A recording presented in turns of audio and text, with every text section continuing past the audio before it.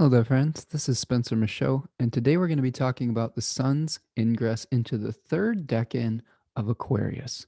So, this is 20 to 30 degrees of Aquarius, so the last 10 degrees of the sun's movement through the house of Saturn, the diurnal home of Saturn.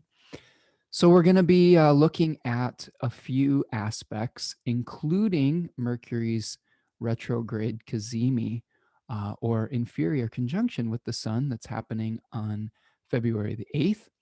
And then we're going to talk a little bit about the new moon in Aquarius 3. I'm going to do another video on that as well, but we'll touch on it here and talk a little bit about some conjunctions with the fixed star Sadalsuud and Deneb Algedi. So that is what we're looking at for this particular video. We will, of course, do an I-Ching reading to, unpack some of the essence of this transit and hopefully give you some useful advice for navigating it with grace. So let's take a look at our chart. Hope that you're all doing well out there, hanging in there through Aquarius season. It is, I always find it a little bit challenging. I'm a Leo ascendant, so the sun is my chart ruler. So I always find Aquarius season a little bit difficult, a little bit kind of a hibernation sequence for myself, and where the light of the sun is at its weakest point. So rough sledding for Leos out there right now, or Leo risings. I know that when I was preparing for this video, I just saw flash across my Instagram feed an Olympic swimmer, a very successful Olympic swimmer who is a Leo sun, Sarah Sostrom, fell on the ice in her home of Stockholm, Sweden, and broke her elbow, roughly 5 months out from her appearance in the 2021 Olympics. So, like I said, tough going for our Leo friends out there, and I wish her a speedy recovery. She's had a lot of success in her swimming career and seems to be a nice person on top of that. Um, but yeah, this may be a point in time where you may not be on top of the of the wheel of fortune, I guess. And that brings with it its own lessons and its own lessons of detachment and its own lessons of being able to deal with adverse circumstances. And we'll try to unpack a little bit of that as we go along, because that might be something that we are all feeling with the sun creating a focal point with, Aquarius, and really shining a spotlight on Saturn. So the sun has some of the key words and some of the key essential natures of awareness, and impulse, how we gain vitality. And we may be doing that through the Saturnian qualities of detachment, leaving behind the known through an awareness of our darkness, through abandoning the past, abandonment, and being able to uh, you know move forward from something is kind of a Saturnian quality as well. Feelings of being disregarded, of being discarded. Those are also some Saturnian themes that we've been focusing on with the sun moving through this area of the zodiac. We may be aware of a growing frustration with some kind of debt that we've been experiencing. Saturn was a planet that bound us to some karmic ties, some karmic debts, and we are trying to unravel that knot in this third decan of Aquarius.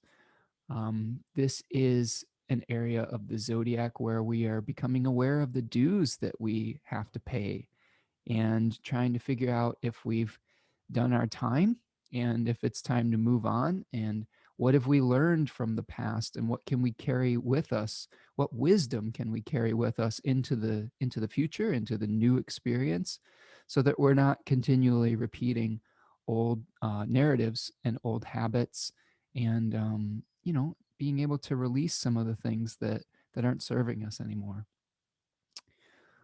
Okay, so one of the things we're talking about, desire to cut ties, discarding your position in life, having certain ideas about the past, It is opposite the Seven of Wands. So when we're talking about the tarot, we're looking at the Seven of Swords with this decan of Aquarius. And it has to do with a figure who is carrying five swords and looking over his shoulder to an encampment. He's kind of sneaking away from this kind of place of stability. Maybe there was a defeat that happened that we saw in the the Five of Swords, which we saw in the first decan of Aquarius. And then people were going off into the fringe. In the Six of Swords, we saw a figure being ferried across a river into a new reality. And then in the Seven of Swords, we are leaving the known completely. So we have this kind of story as we move through the Aquarian placements. And so this is a great time to really examine what you've learned from your successes and from your failures. I think that's really important. I think that a lot of the times when we have the sun in Aquarius, we can experience a sort of defeat, a Saturnian readjustment that can feel like a punishment, that can feel like a failure. We may be afraid of the future and have difficulty leaving behind the past. We may be holding on to some old karmic entanglements that really are ready to be released, but it may be challenging because we don't necessarily know what's on the other side, and that can be scary. But we need to really connect, I think, with our inner knowledge to lead us through that darkness and have faith that what we are moving towards is just, is fair, that the universe has our best interest in mind. I think that's a difficult thing to do sometimes is have faith that um, fate and karma are working in our favor. Because sometimes it feels like they aren't. And sometimes it feels like they are enemies. And one of I think the most important acts of faith that you can have is, you know, trying to work with the divine and work with nature and work with the Tao and to trust in the process. And again, that's where the practice, the spiritual practices come in, is because, you know, the world of form isn't always fair. It isn't always just on the surface, but we have to have faith that there is some kind of organized system in place that is leading us to some kind of spiritual awareness eventually, hopefully. All right, let's talk a little bit about the condition of Saturn. So the condition, I'm sorry, the condition of the sun in Saturn's sign. So the sun is in its exile in the sign of Aquarius. It will be co-present with its host Saturn. It will be moving through the terms or the bounds of Mars from 20 to 25 degrees of Aquarius, and then moving through Saturn's terms from 25 to 30 degrees. So we talked about bound rulers as curriculum setters on this program. And now we have the two malefics uh, as curriculum setters.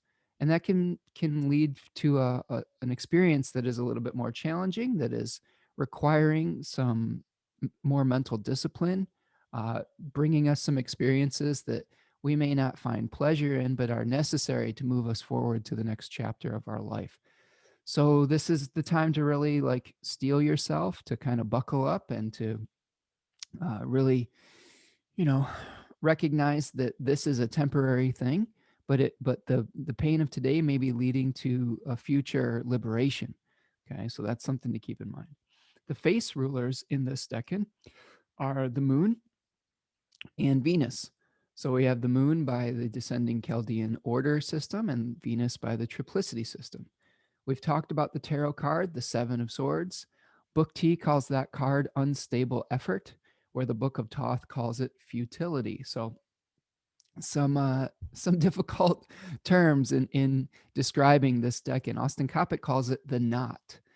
And he describes a lot of the frustrations that happen in this area of the zodiac due to feeling like we are bound to something, that we have old, um, you know, old ties that we have to untangle, that we have things that we want to move away from.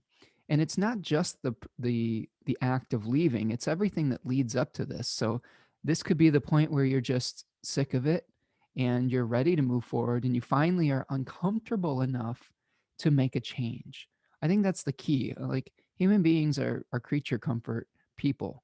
We are creatures of comfort, and it is difficult for us sometimes to move forward to our new realities, even if they are painful ones. Sometimes we get comfortable with the devil we know rather than the devil that we don't. And that is something to think about during this time of fixed air, this sun shining its light on a fixed sign where we may have trouble making change. But this last 10 degrees is preparing us for a return to faith, a return to belief, a return to finding a sense of purpose that we will uncover in the sign of Pisces, a Jupiter ruled sign, where we are bridging our experience with maybe the higher self and going off into the labyrinths of our mind to search for meaning. We may have experienced some kind of material success, but that material success may not have brought us happiness. And once everything starts shifting into Pisces, that's where we really start questioning why we're doing what we're doing.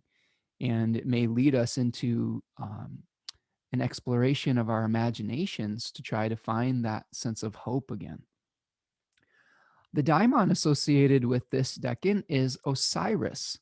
Now, this is interesting because Osiris is kind of a holdover from the Egyptian decan system. So these decans are very old. They are ever changing because of precession and because of different cultural mythological systems. But the Greeks were really a culture that held Egypt in very high esteem, and they borrowed a lot of their cultural organization from Egypt, and a lot of their knowledge base, and a lot of their cosmological musings from them. And Osiris was a deity that was associated with death and resurrection, a transition to the afterlife, to a new world. I believe Austin Coppock calls this Amenti in his book 36 Faces, which was a home to the gods. So it wasn't just this obliteration of death. It was the transition into a new life, sort of, so to speak, and a place where you could, be close to the deities themselves. So questions to ask yourself with both this card and with Osiris. Um, what will you carry with you to the great beyond? There was some associations with Osiris of mummification. And in Egyptian culture, they had very specific rituals and rites about um, burying the dead with certain objects that would help them with their transition to the afterlife, things that they needed. And one of the stories of Osiris goes is that he was murdered by his brother Set, who was maybe jealous of his power, and he was trapped in a box and floated down a river, and his pieces were kind of scattered around. Okay, like he was cut up into pieces. And his wife Isis was very sad about this and tried to collect all of the pieces of Osiris and reunify them into a temporarily living being.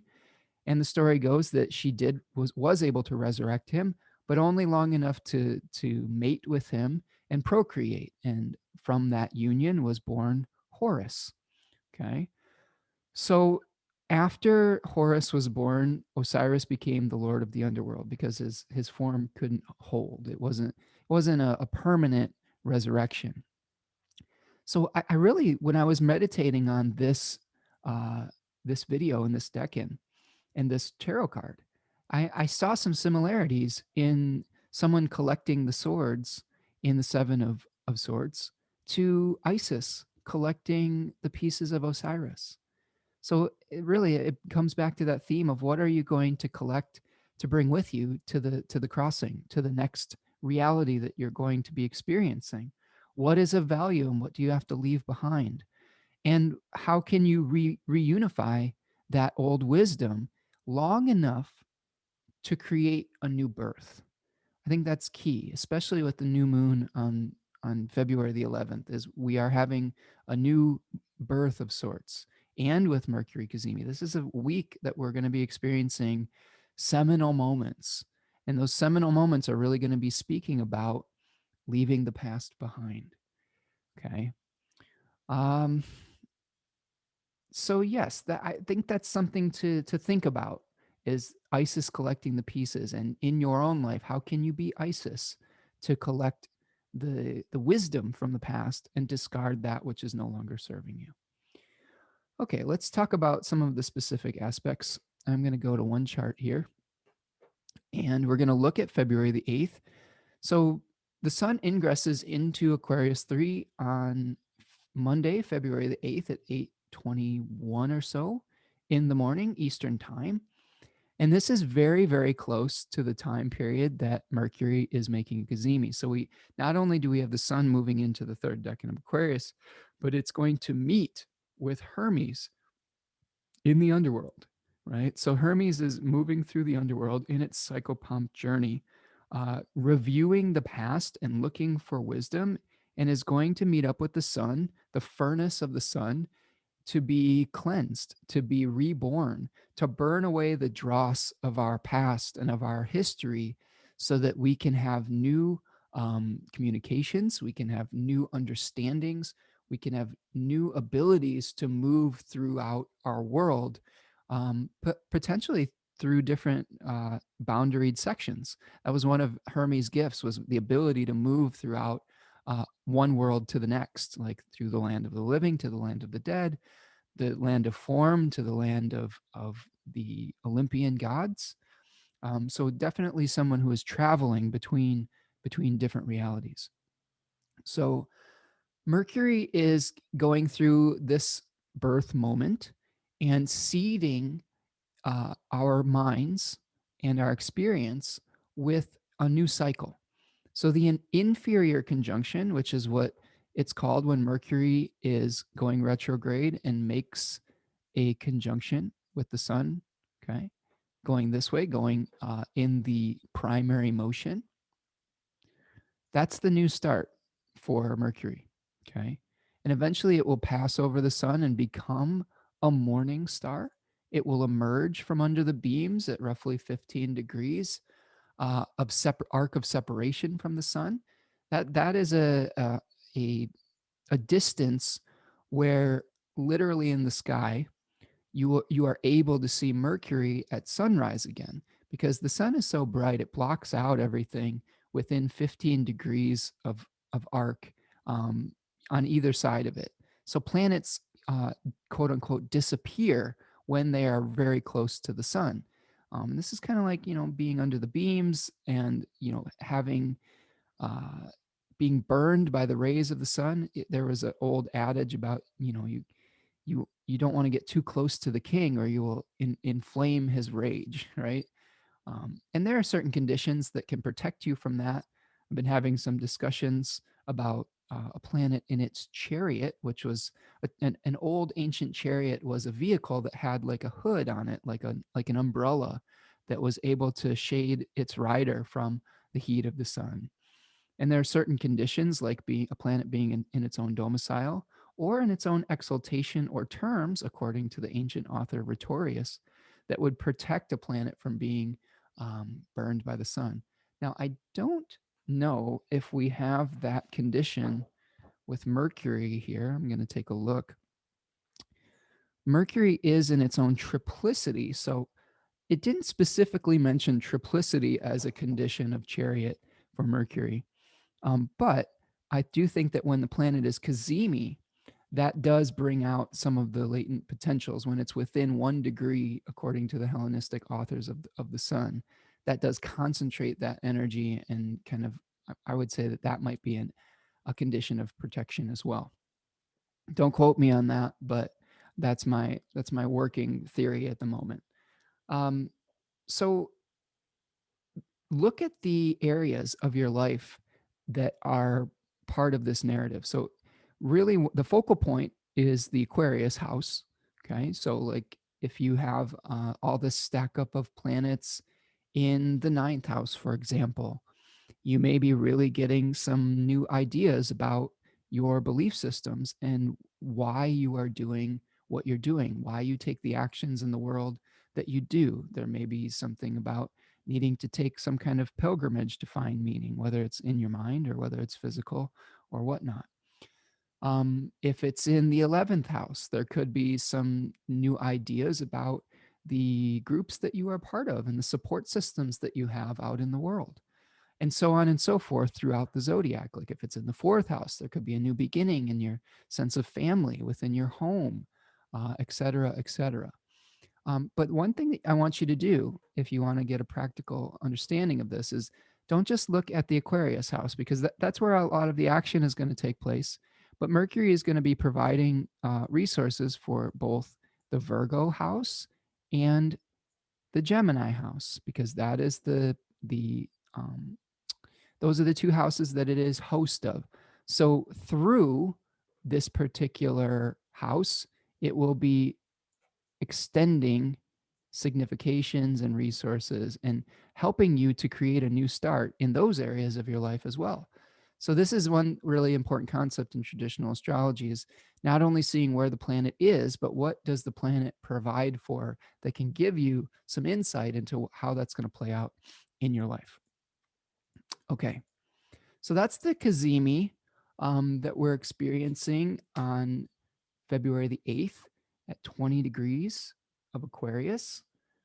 I'll be very curious about this. This happens to be the exact degree of my south node in the 7th house. So we'll see what that brings. I'll report back later and see if it was a positive experience. I hope it will be. On February the 11th, though, we have a very important moment where we are going to see a new moon. So let's go exactly to the degree of this new moon. And there is this really nice search feature on Astro Gold, which is the program I'm using here. That was introduced to me by a very nice astrologer named Melissa Lafara. She kind of got me hip to this little magnifying glass here where you can search ingresses and all of these things. And it's been really helpful for streamlining, finding cool things to talk about.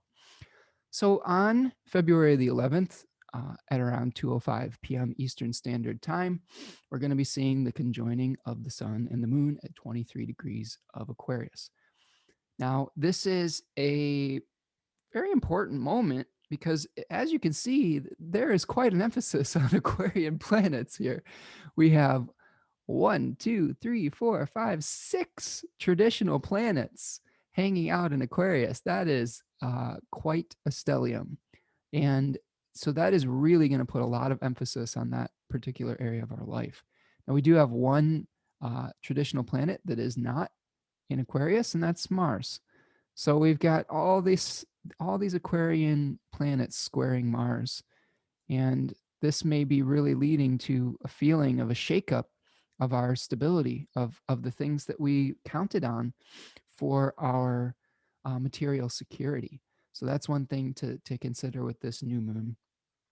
This this There's been some things circulating in the astrological community about this is the first time in 400 years that we've had 6 planets in Aquarius and this and that, but that actually is not true.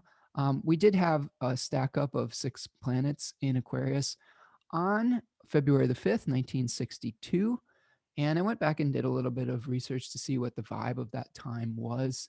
Um, it was interesting. The kind of the themes I was seeing is there was a lot of nuclear tests that were happening. There was a trade embargo with Cuba that started to become more prominent in the news.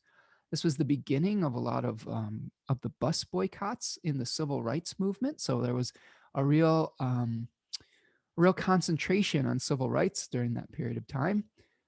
We had a lot of themes of space travel coming up as well. This was around the period of time that John Glenn became the first man to orbit the Earth, and a lot of themes of going into the unknown and into the great beyond, of a focal point of bringing about fairness and equality and social justice.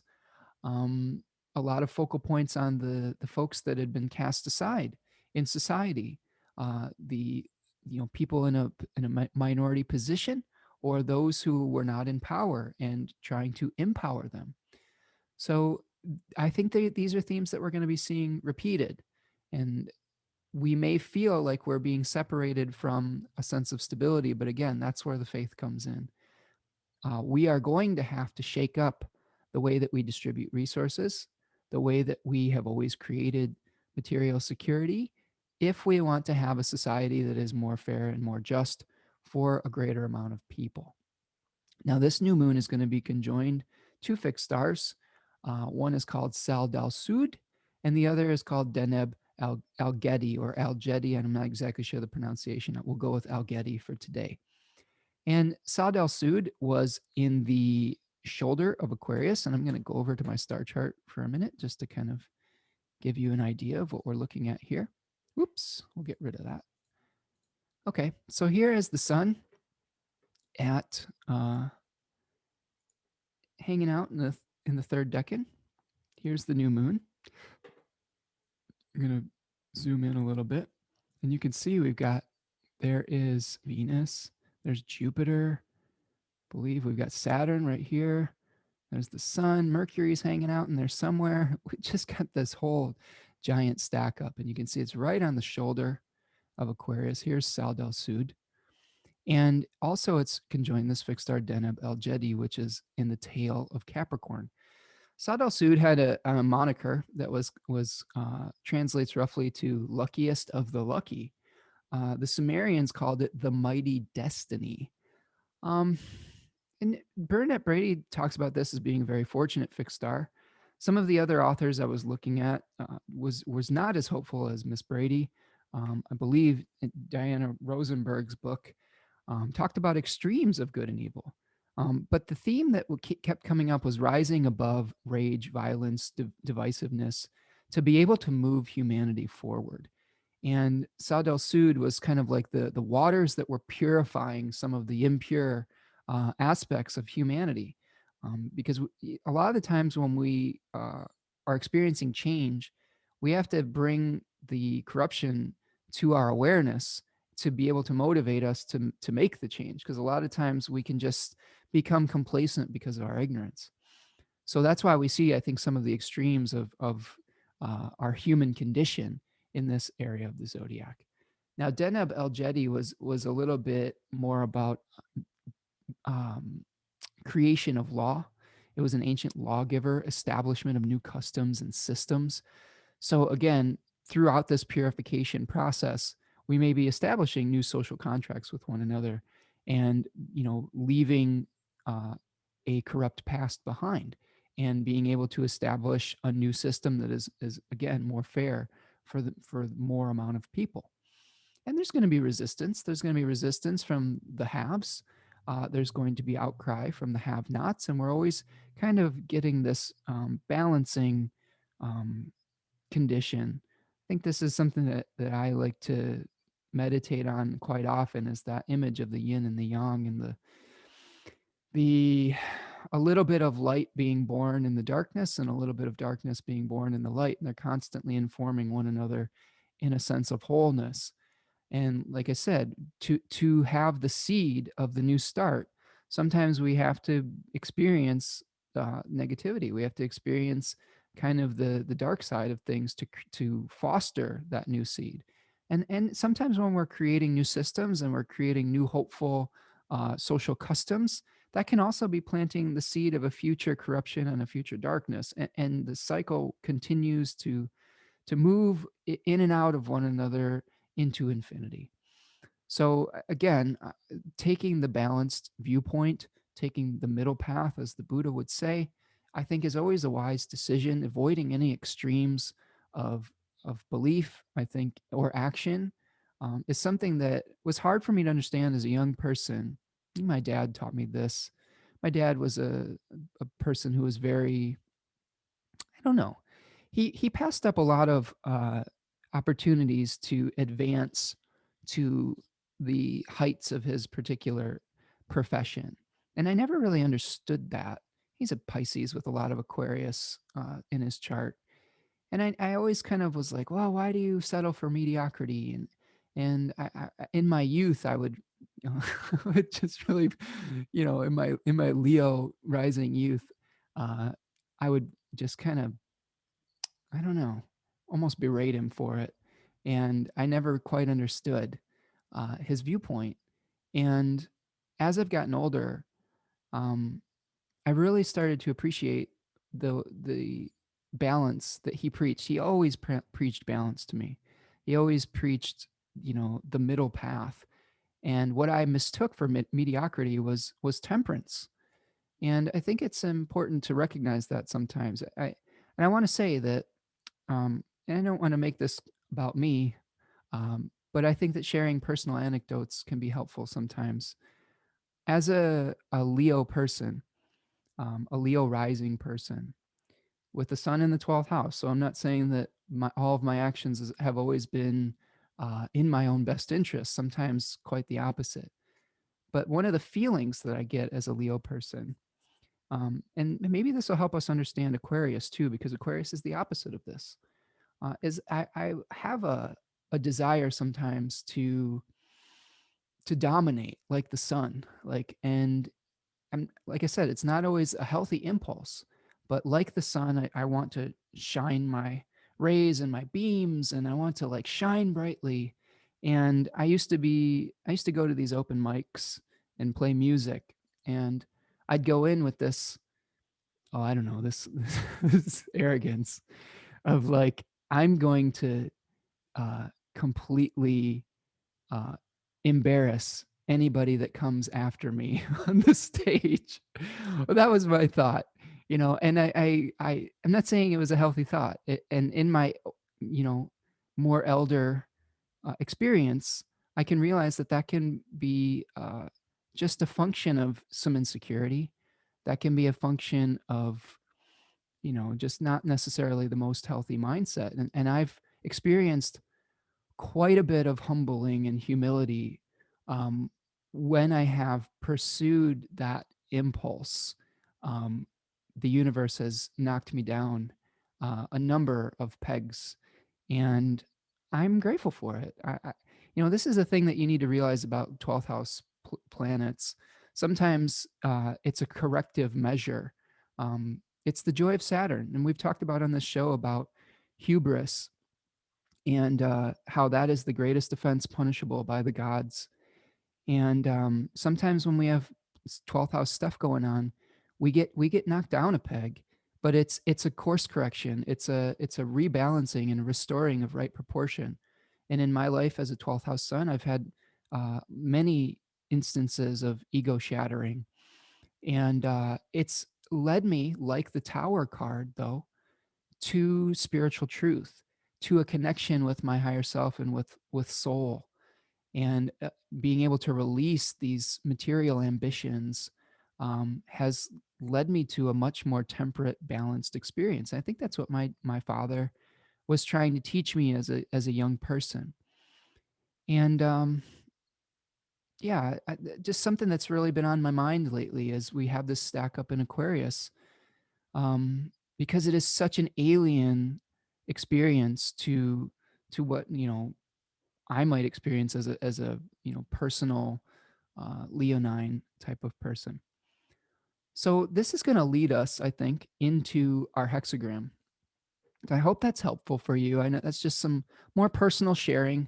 Uh, I try to incorporate some vulnerability into this show sometimes, and hopefully by sharing some of my both my successes and my failures as a person, that will help uh, you to understand yourself and the astrology. I only have my own experience, I think, to draw upon with any sense of certainty. I can try to understand where other people are coming from, but I think ultimately, when we speak from our own hearts and we speak from our own experience, that's the only real truth I think that you can feel 100% confidence in. And doesn't mean we don't try to have empathy. Empathy is important, but I feel like the ultimate authority I have is just my own experience, and I think that's true for anyone. And I think that that's really something to think about too. Okay, let's talk about the hexagram with this, because this one is pretty interesting, and I think it piggybacks off of the story I've been telling with humility. I like to do an I-Ching reading for all of my videos now. I-Ching is something that I've really been drawn to for a long time. I think I started studying it in college roughly 20 years ago. It's good. It's sometimes I'm just in awe of how quickly time moves. Um, but I'm starting to get a little bit better understanding of it as I grow older and study it and work with it more. It's a challenging oracle to work with. It is very direct, but it's also very it can be cagey. So this is something that we'll continue to study. I am by no means an expert in it, but I've practiced with it for quite a length of time, and I just really enjoy its advice. I feel like using the I Ching is something that gives me um, an awareness of what nature is trying to move towards. What I like about it too is I don't think it's judgmental. I think that it gives you it always gives you a direction to move into, even if that direction or that choice is stillness or letting go of an old belief system. It always gives you something functional to work with, and that's what I really appreciate about it. So hexagram number 23 is what came up, and that's honestly, that hexagram has been coming up a lot in my readings during Aquarius season. I really think that part of the essence of Aquarius in general is this hexagram number 23, which is called stripping away or falling apart. So the questions that come up in Hilary Barrett's translation, one of the ones that I have really been leaning on recently, is what is worn out?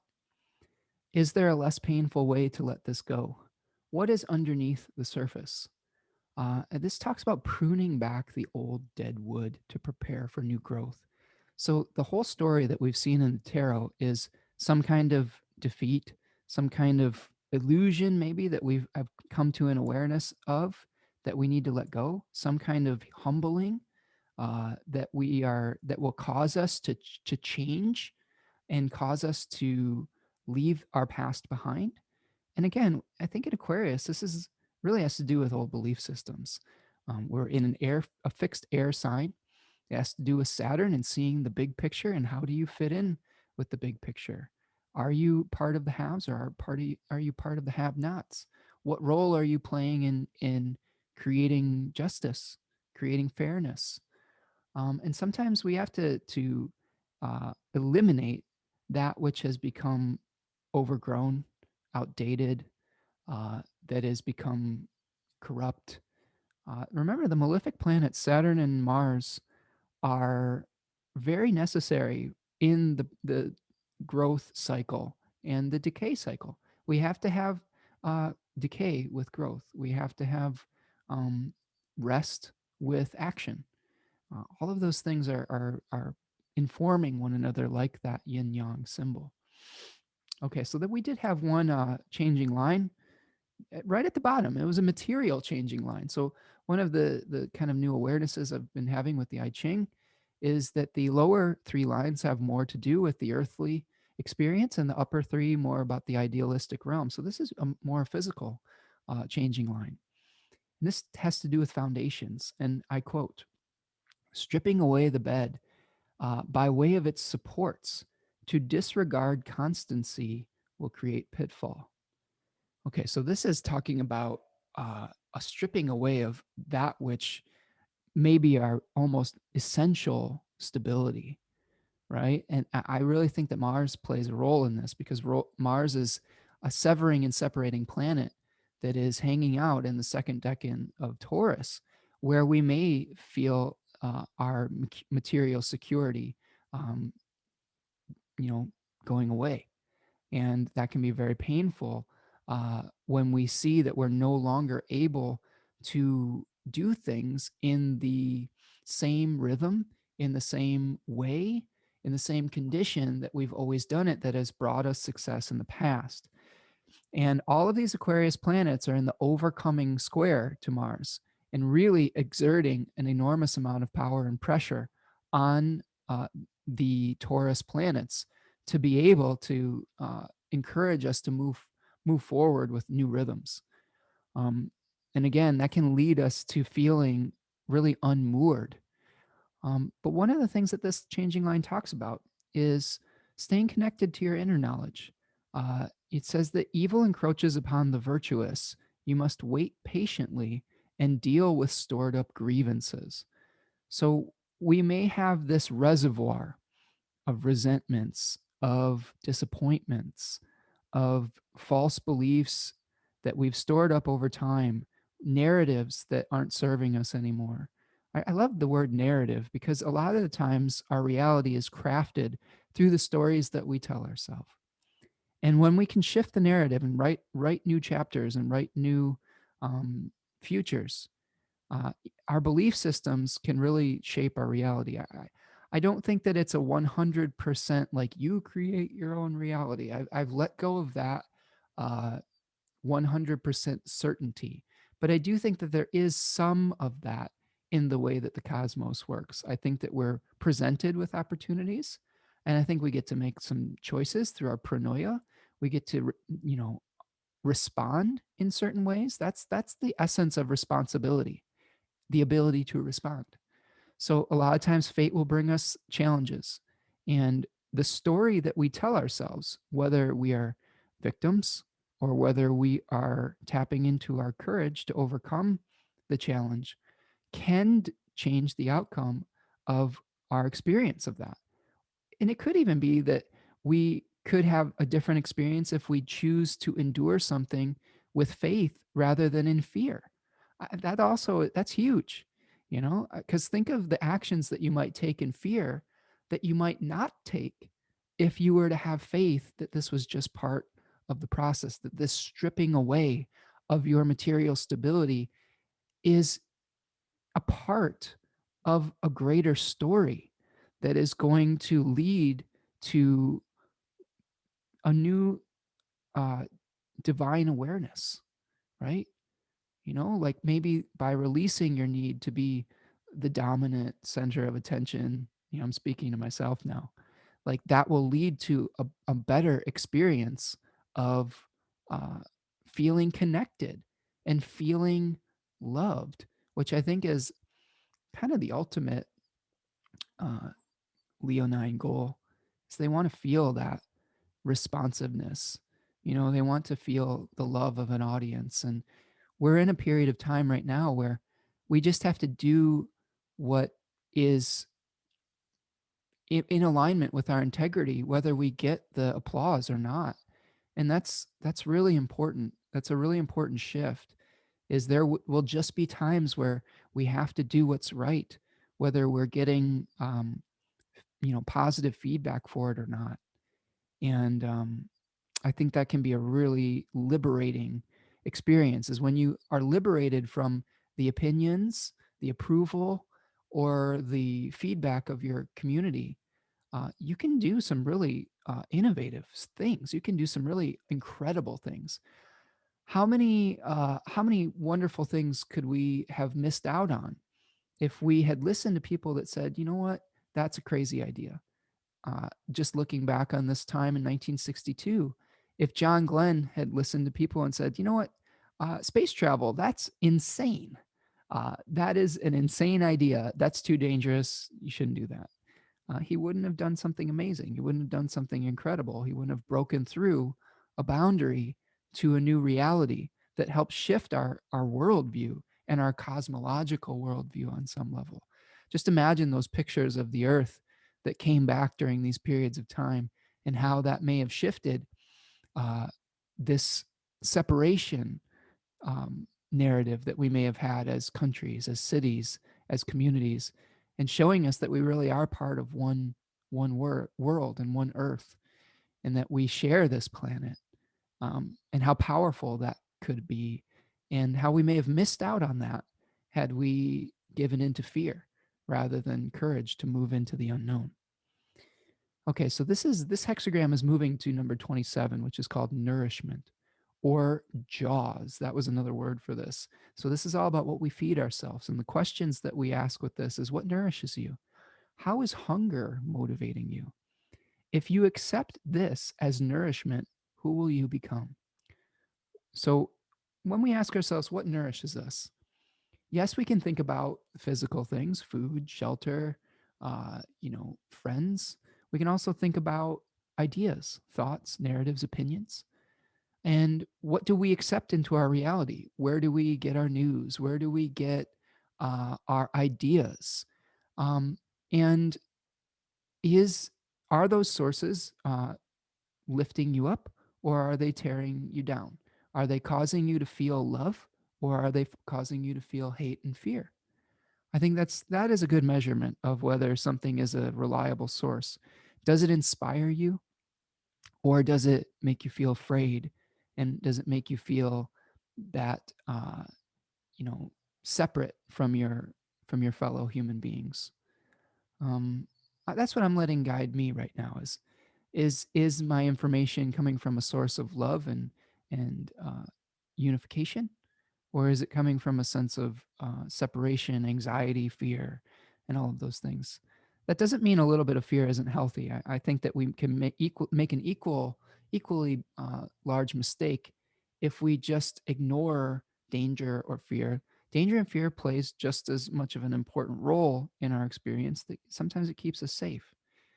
So, this is the thing about the Tao. It's seeing the all of our experiences like John Glenn sees the earth as something whole, as something where everything is playing its own role and everything is contributing to a story. Okay, so that's what I have for you this week with the sun moving through Aquarius 3. I'll try to do another video for Venus at the beginning of the week as it moves into the second decan of Aquarius. And we'll talk a little bit more about the new moon on the 11th. Maybe I will try something new and do a live video. Let me know in the comments if that's something that you'd like to do on the 11th. I've been thinking about that and how that might be fun. All right. So that's what I have. I hope that you're all doing well out there and hanging in there. I hope that you are finding connections with people in your life with new ideas. Uh, it's a good time to appreciate uh, some of the core people in your life. I had some really nice conversations with some old friends yesterday that really lifted me up when I was been feeling a little down in the last week or two. I think just the winter doldrums and starting to feel overwhelmed with just the world circumstances, and just had some really nice conversations with some people that was very validating, and I really appreciate it. So you don't have to have it's not the quantity of the people in your community, it's the quality. So if you have a few quality people in your life, reach out to them. I don't think you can always underestimate the impact that one phone call can have with somebody in your life. And in this time of us feeling isolated, I think a lot of us are in need of being able to reach out and offer our support, our acceptance, and our wisdom to some of the people in our life. So I would encourage you to do that this week. All right, that's what I've got. Thank you all for hanging out with me and for your support. Leave me a comment. Let me know what you're thinking about leaving behind and what you're moving towards in your new reality. How is your narrative shifting? How can you strip away the old and the past to be able to create new growth in your life? Always enjoy hearing from you. This is a great community we have here on these channels. If you like the work that I do, please hit that subscribe button, the like button. If you want to make a material donation to what I'm doing, I have a Venmo at Spencer Michaud or a PayPal me account, paypal.me/Spencer Michaud. Also, if you need some help and you are thinking about your own chart and you need some help navigating some of these transits, reach out for a reading. There's a link in the description below for my services. And I'm more than willing to work with you if you're having financial difficulties as well. I never want to deny anybody access to a reading. So reach out and we'll figure it out. Okay, everyone, that's what I've got for today. Be kind to yourself and be kind to one another, and I will talk to you soon. Peace.